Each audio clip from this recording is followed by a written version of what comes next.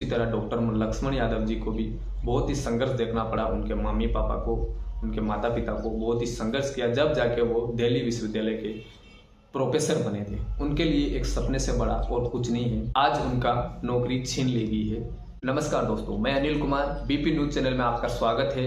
दोस्तों, आज के वीडियो में हम बात करेंगे दिल्ली विश्वविद्यालय के जाकिर हुसैन कॉलेज के प्रोफेसर डॉक्टर लक्ष्मण यादव को पिछली 29 तारीख से उनको नौकरी से निकाल दिया गया है। आखिर उनको नौकरी से क्यों निकाला गया है?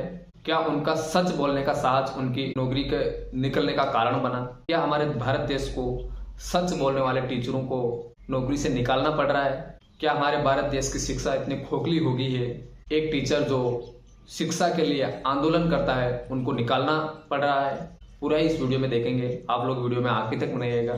डॉक्टर लक्ष्मण यादव को प्रोफेसर के पद से दिल्ली विश्वविद्यालय में क्यों निकाला गया, पूरा ही इस वीडियो में देखेंगे। उनका एपीआई स्कोर 100 में से 96% था, उनको निकाला गया। और जबकि उस कॉलेज में प्रोफेसर रखे गए, उनको 50 से 60% एपीआई स्कोर था, उनको रखना पड़ा।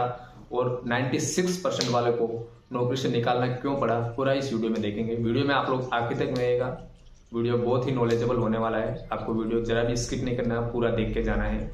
अगर आप भारत के नागरिक हो, शिक्षा को एक सही मायने में देखते हो, तो वीडियो आपके लिए बहुत ही नॉलेजेबल होने वाला। चलिए वीडियो को स्टार्ट कर। दोस्तों, डॉक्टर लक्ष्मण यादव जी 1 सितंबर 2010 को दिल्ली विश्वविद्यालय के जाकिर हुसैन कॉलेज में फर्स्ट बार उनको प्रोफेसर के पद पे नौकरी मिली। दोस्तों, जानकारी के लिए बता दूं, आजमगढ़ के एक ऐसे गांव से डॉक्टर लक्ष्मण यादव थे जो कि बहुत ही गरीब परिवार से थे। एक गाय भैंस चराने वाला लड़का गांव में से निकल के दिल्ली विश्वविद्यालय के कॉलेज में जाके प्रोफेसर बनता है। उसके लिए सपने से बड़ा और कुछ नहीं हो सकता है। उनके लिए बहुत ही बड़ा सपना था।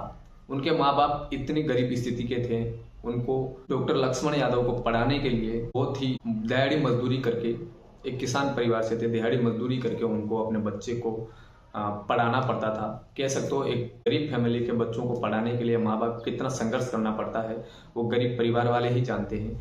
उनके बच्चे किस तरीके से वो पढ़ाते हैं, दिहाड़ी मजदूरी करके एक एक रुपए जोड़ के कोचिंग करवानी पड़ती है, सही विद्यालय में भेजना पड़ता है। उसी तरह डॉक्टर लक्ष्मण यादव जी को भी बहुत ही संघर्ष देखना पड़ा। उनके मम्मी पापा को, उनके माता पिता को बहुत ही संघर्ष किया, जब जाके वो दिल्ली विश्वविद्यालय के प्रोफेसर बने थे। उनके लिए एक सपने से बड़ा और कुछ नहीं है। आज उनका नौकरी छीन ली गई है। पिछले 14 साल से वो दिल्ली विश्वविद्यालय में प्रोफेसर के पद पे कार्यरत थे। वो एडहॉक बेस पे थे दोस्तों, यानी कि ठेके पे वो 14 सालों से पढ़ा रहे थे, परमानेंट नहीं थे।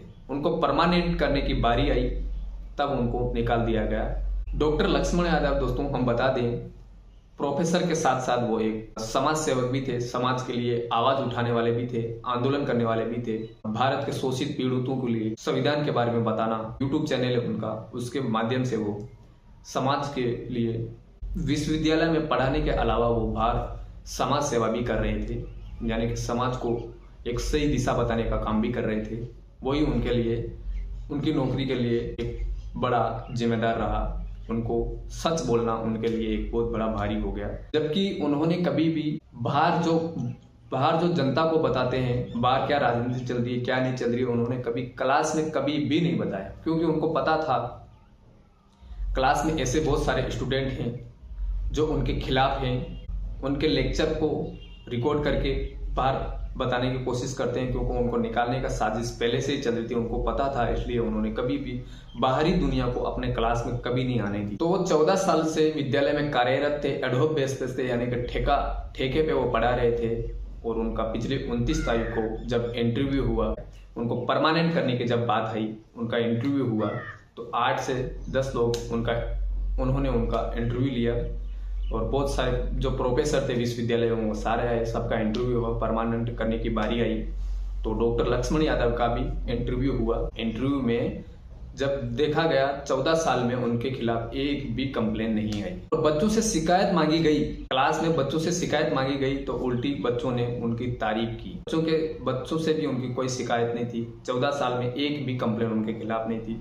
बच्चों से शिकायत मांगी तो उन्होंने उनकी तारीफ की। और इसीलिए उनके विद्यार्थी कॉलेज में आज भी उनके लिए आंदोलन कर रहे हैं। और लक्ष्मण यादव जी कह रहे हैं विद्यार्थियों से, आप ऐसा ना करें, आप पढ़ाई पे ध्यान दें।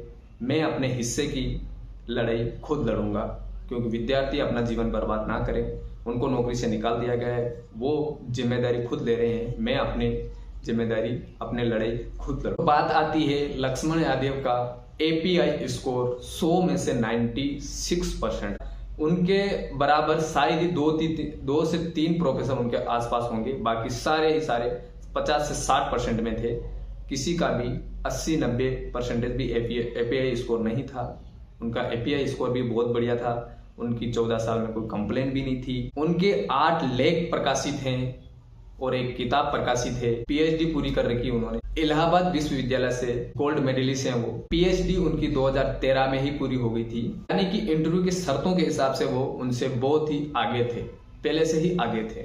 जबकि वहां पर रखा जा रहा है उनका एपीआई स्कोर भी 96% है। इलाहाबाद विश्वविद्यालय से गोल्ड मेडलिस्ट हैं, उनका एपीआई स्कोर भी बहुत बढ़िया है, उनके कोई कंप्लेन भी नहीं है, फिर भी उनको नौकरी से निकाल दिया गया है और उनकी जगह पे 50 से 60% जिसका एपीआई स्कोर है उनको वहां पे रखा गया है। आखिर उनको क्यों निकाला गया? क्या उनके लिए सच बोलना उनकी नौकरी निकालने का कारण बना? क्या देश के आम नागरिकों को, गरीब, शोषित, पीड़ित लोगों की आवाज उठाने की वजह से उनकी नौकरी से निकाल दिया गया? आप कमेंट सेक्शन में हमको बताना कि क्या प्रतिक्रिया आपकी है। डॉक्टर लक्ष्मण यादव को क्यों निकाला गया, कि वो बता भी नहीं रहे कि क्यों निकाला गया, क्या कारण है। आप कमेंट सेक्शन में हम बताएं डॉक्टर लक्ष्मण यादव को क्यों निकाला गया। उनके आंदोलन में हिस्सा ले, एक साहस पैदा करे। हमारे भारत देश को, एक सच्चे टीचर को अगर इस तरीके से निकाल दिया गया और हम उनके आंदोलन में शामिल नहीं होंगे तो हमारे लिए एक बहुत ही नर्वस करने वाली फीलिंग है। हमें अपने देश के ऐसे टीचरों के लिए आंदोलन करना बहुत जरूरी है। कमेंट सेक्शन में आप अपनी प्रतिक्रिया जरूर देना। वीडियो कैसा लगा कमेंट में बताएं, क्या प्रतिक्रिया आप पूरा बताना। मिलते हैं एक और नेक्स्ट वीडियो के साथ। तब तक के लिए जय हिंद, जय भारत, जय श्री राम।